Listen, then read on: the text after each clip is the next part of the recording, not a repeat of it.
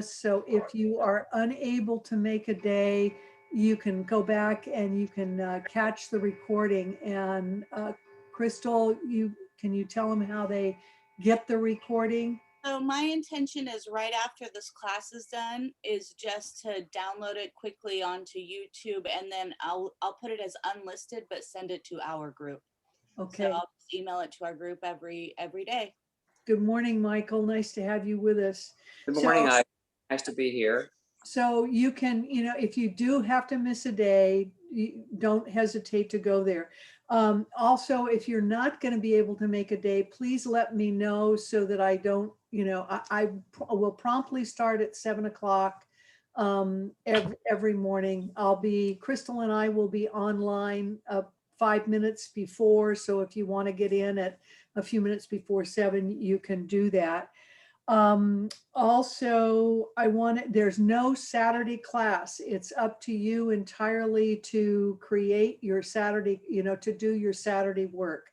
We will meet as a group Monday through Friday for the 5 days, but Saturday mornings you are responsible for doing this on your own. Who just joined us by telephone? Spring. Hi, Spring. Nice to have you with us. And I see somebody. Good morning. I see somebody listed as Kathy Fernandez. Who is here? Is that you? Oh, that's you.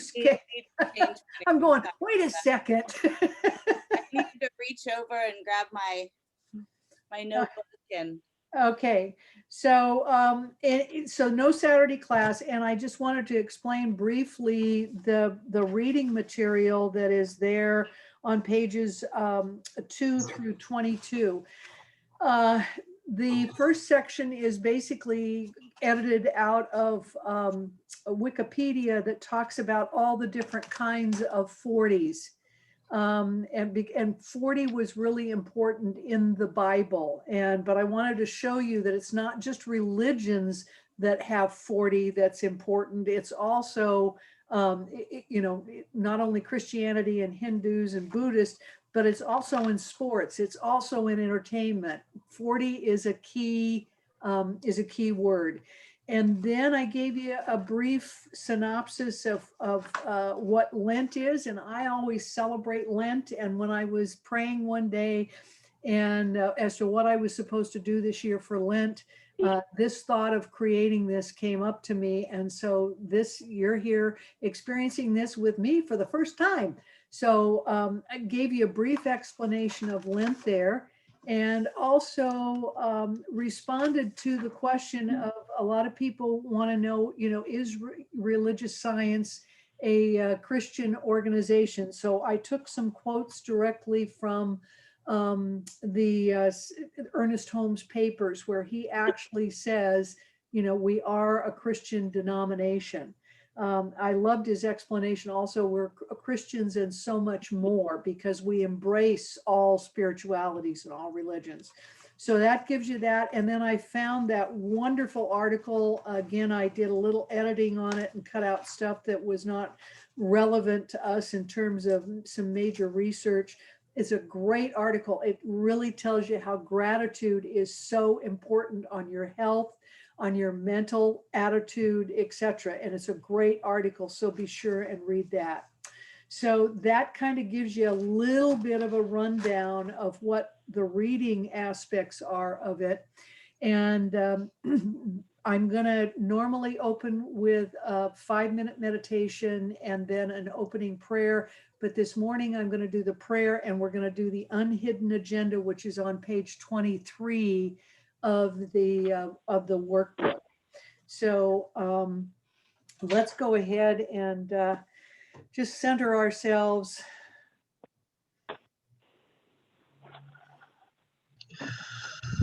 And become aware of the breath within us, knowing that as we breathe in, we are breathing in the divine. And as we breathe out, we are exhaling that which no longer serves us. And of course, the breath is spirit within us. And I know this morning that spirit is here in this very moment in each of us as we gather together for group practice. And so I come with a grateful heart for each and every person who said yes. Yes to expansion, yes to spiritual practice, yes to knowing themselves to a greater degree, and their willingness, even when resistance may rise, to work through the words and the challenges of the day. And so I give thanks for this beautiful day, this beautiful morning, and these beautiful people, knowing we are one with each other and one in the divine. So I just release this, I let it go, I let it be, knowing it is done. And so it is. Amen. The unhidden agenda is a covenant that if anybody knows me, you know that I'm heavily involved in the co-creation process within our organization, within CSL. And I have been creating covenants for probably since I think 03 or 04. Michael and Terry and I have all been part of creating covenants. Somebody jokingly said one time to me, Eileen doesn't even go to the grocery store without a covenant, but that's not true. But any major trip that I do, when Terry and I traveled together this last fall, I had a covenant for that process. When any major trip comes up, when any major change transpires. And part of the reason why covenants are so important is because they help us set our intention, not only for ourselves, but what we hope collectively for the group. So I'm going to read for you the unhidden agenda, and we'll get down to the bottom there, and I'll talk to you about a little bit about the self and the others. So if any of you lack wisdom, let him ask of God, who gives to all men liberally and with grace, and it will be him. That's from James 1:5. And then quoting Ernest Holmes from It's Up to You, the ever availability of good through the use of our mind means added wisdom for anything and everything we undertake. And our purpose is wisdom. God is the wisdom I am. Our vision is I see myself expressing gratitude for the gifts of spirit.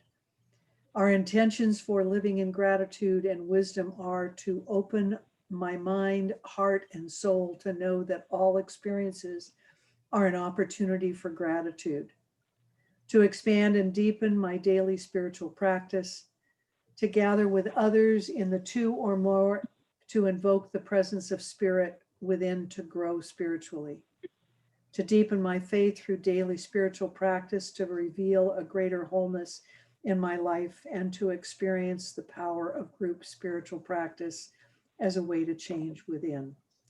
So now you'll notice down there that it says self and it says others. And if you just take a minute and go inside and decide what is it besides these other 5 intentions that you would like to bring into your life in the coming 6 weeks that we work together, that we work or practice spiritually together and individually. And then what is it that you would like for others to have in that? And go ahead and fill those in when you're ready.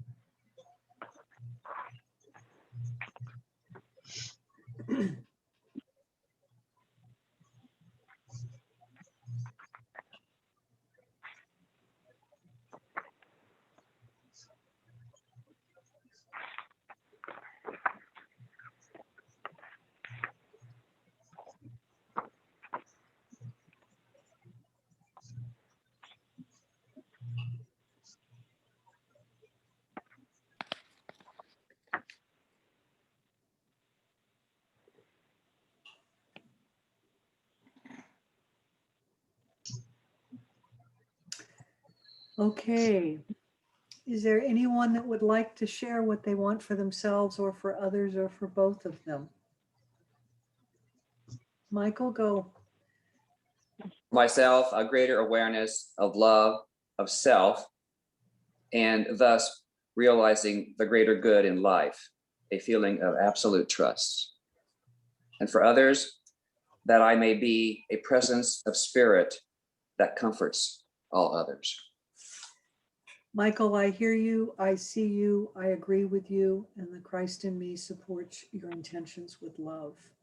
Is there anyone else that would like to share an intention?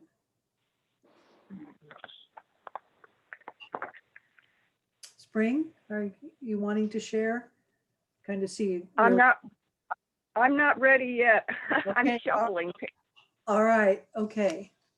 But now I do different covenants every single day in my life. I recite them and I change the words to I am rather than saying to. I say I am opening my mind, heart, and soul to know all the experiences are an opportunity for gratitude.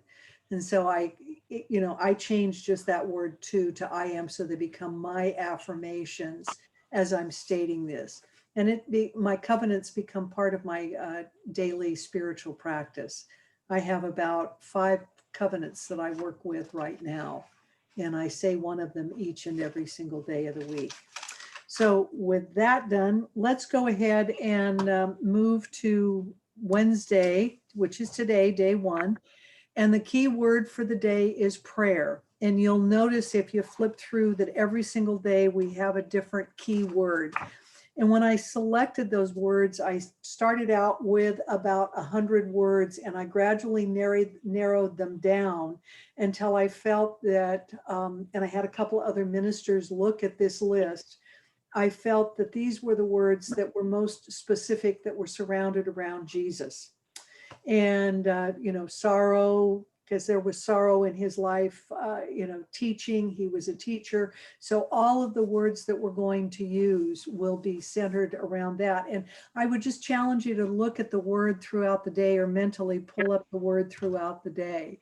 Each day they will be defined. We've got a quote, we've got a reference from the Bible that goes to it. And then I give you a practice for that day. A lot of Christian religions actually, they give up something for the full six weeks or the full 40 days. I'm not asking you to do that. I'm just asking you to do a daily practice. And for example, today, because it's surrounded around prayer, is to say grace at all of your meals. And you may be surprised that if you're not used to saying grace at your meals, this may be something that you want to add to your regular spiritual practice, is saying grace. And it can just be something as simple as thanks be to the divine for this food that I eat. That's a simple grace, but at least you're acknowledging the food that has been the gift to you. Then I give you an affirmation. If you choose to give continue to look at the affirmation back to the practices. You may want to read ahead with some of the practices because, for example, one of them is to give up your computer for the day. And I did that on a Saturday, not on a work day for those that you have to do. I also suggested on one of them that you give up your telephone for the day. Live without your, but I made those on a Saturday or a Sunday because I know some of you have to use your phones for that, but disconnect and see what transpires within you. Another one was to give up TV for the day. So you may want to go through these and just kind of look up what the practice is so that you can make some decisions ahead of time. Oh my gosh, I got to give up my computer for Saturday. What do I need to do to prepare for that? And then notice what happens within you spiritually, emotionally, mentally, when you have to give that up. We will be journaling every single day between 5 and 10 minutes. And then if time is allowed, we will have the opportunity to share some of those. And then gratitude, is there someone, for example, when you write your journaling, if there's someone that you journal about or someone that taught you to pray as a child that you are grateful to for that experience, that's who you would just put their name down. If there's nobody, don't worry about it. But I just want you to start recognizing gratitude in all aspects of your life at this point. So any questions on how the class is going to be organized? Is everybody comfortable with that? Okay, I'm sorry, I got a froggy in the throat here. Let me get that. All right, I have, I'll do a little reading every single day or every single time we come together. And this morning's reading is Now the Time. And this is by a man by the name of George Bindle. He was a personal friend of Ernest Holmes, and he edited the Ernest Holmes papers. And so this is about prayer, the practice. When the great violinist Niccolo Paganini was asked why it was that he played the guitar before a concert instead of the violin, he replied, "I never rehearse the violin. My practice is in the gymnastics of the guitar to be sure my subtleness of fingers and touch. My violin then never fails me." In much the same way, we practice prayer and meditation not to rehearse God or strengthen his power, but to be sure of our suppleness of understanding and thought. God never fails us, but we often fail to do our practice, to use and understand the powers that are all around us, flowing through us and through everything in the universe.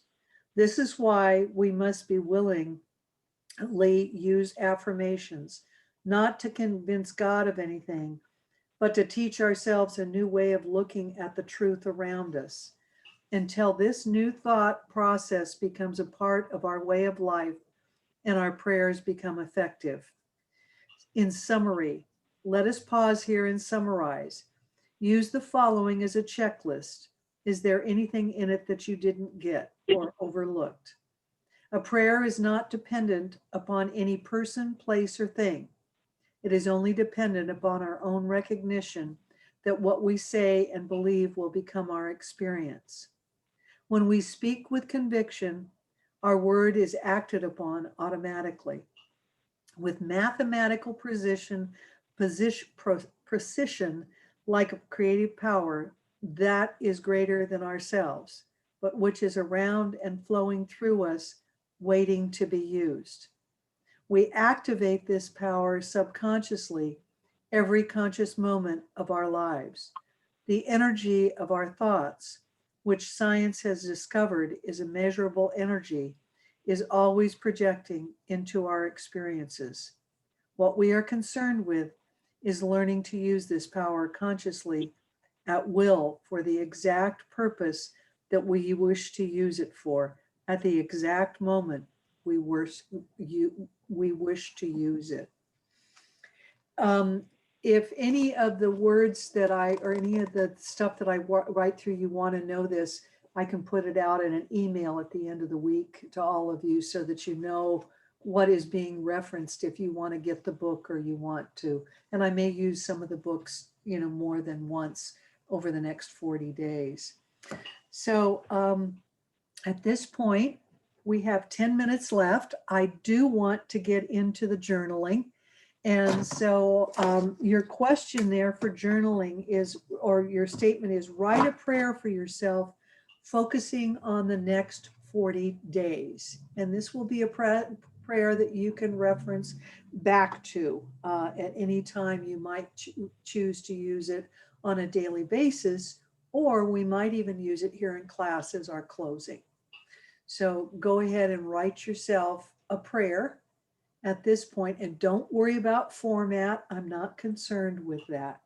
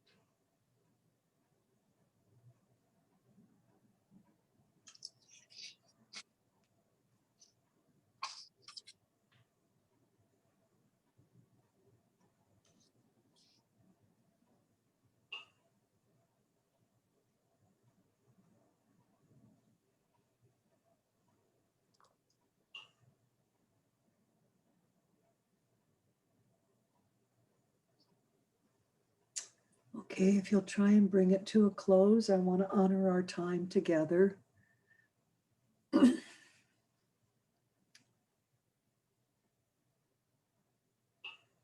And I see Terry's off screen for a second there.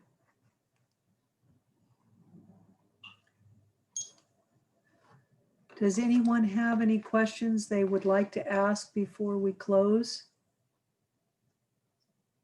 Amy, I have to say, I feel like I'm with a monk this morning. Hobbit. Our little hobbit. I have to say this is super early.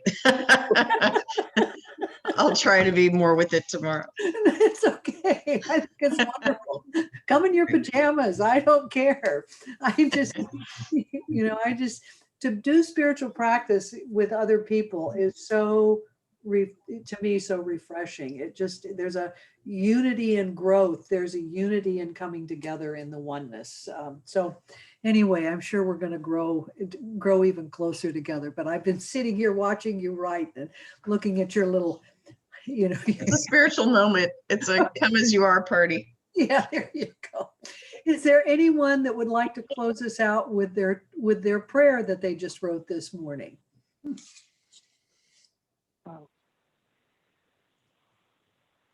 Nobody's going to step forward and say, I'll close us out? I Mike, can't. Day one. all right.